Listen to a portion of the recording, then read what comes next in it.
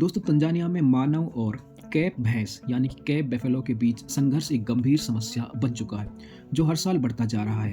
ये समस्या उन इलाकों में अधिक प्रचलित है जहां जंगलों के पास खेती की जाती है या मानव बस्तियां स्थित हैं। भैंसों का प्राकृतिक आवास लगातार कम हो रहा है क्योंकि खेती, शहरीकरण और अन्य मानव गतिविधियों के कारण जंगलों का जो क्षेत्र है वो तेजी से घटता जा रहा है। जब भैंसों को उनके प्राकृतिक पर्यावरण में पर्याप्त भोजन और पानी नहीं मिलता है तो मानव क्षेत्रों में प्रवेश कर जाती हैं।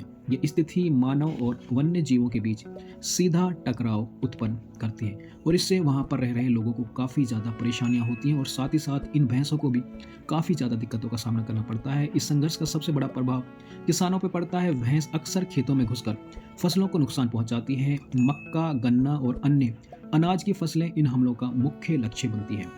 कई बार ये नुकसान इतना बड़ा होता है कि किसानों को भारी आर्थिक हानि उठानी पड़ती है। खराब फसल होने की वजह से उनकी आजीविका पर भी संकट आ जाता है। इतना ही नहीं, इन भैंसों का आक्रामक स्वभाव मानव जीवन के लिए भी खतरा पैदा करता है। यदि ये खतरा महसूस करती हैं तो हमला कर जाती हैं जिससे लोग घायल हो जाते हैं। ये कभी कभी मौत का भी कारण बन जाती है। दोस्तों, मानव और भैंस के बीच बढ़ते इस टकराव का पर्यावरण पे भी काफ़ी नकारात्मक प्रभाव पड़ता है। ये संघर्ष जैव विविधता के लिए बड़ा खतरा बनता जा रहा है। जब किसान अपनी फसलों को बचाने के लिए भैंसों को नुकसान पहुंचाने की कोशिश करते हैं तो इससे वन्य जीवों की जो संख्या है वो काफ़ी कम हो जाती है।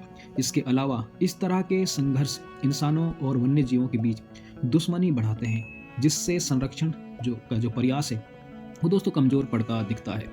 इस समस्या का समाधान आसान नहीं है, लेकिन कुछ उपाय इसे कम करने में मददगार साबित हो सकते हैं। सबसे पहले भैंसों के प्राकृतिक आवास की सुरक्षा की जानी चाहिए। संरक्षित क्षेत्रों को बचाने के लिए और उनकी सीमा को बढ़ाने की आवश्यकता है। साथ ही साथ किसानों को और स्थानीय समुदायों को इस संघर्ष के प्रबंधन में शामिल होना चाहिए। उन्हें फसलों की सुरक्षा के लिए मजबूत बाड़ लगाने चाहिए, घुसपैठ रोकने के लिए उपकरण लगाने चाहिए और वैकल्पिक फसलें उगानी चाहिए इनसे इन भैंसों को दूर रखा जा सके। इसके अलावा सरकार को ऐसी नीतियां बनानी चाहिए जो वन्य जीवन संरक्षण और मानव कल्याण के बीच संतुलन पैदा कर सकती है।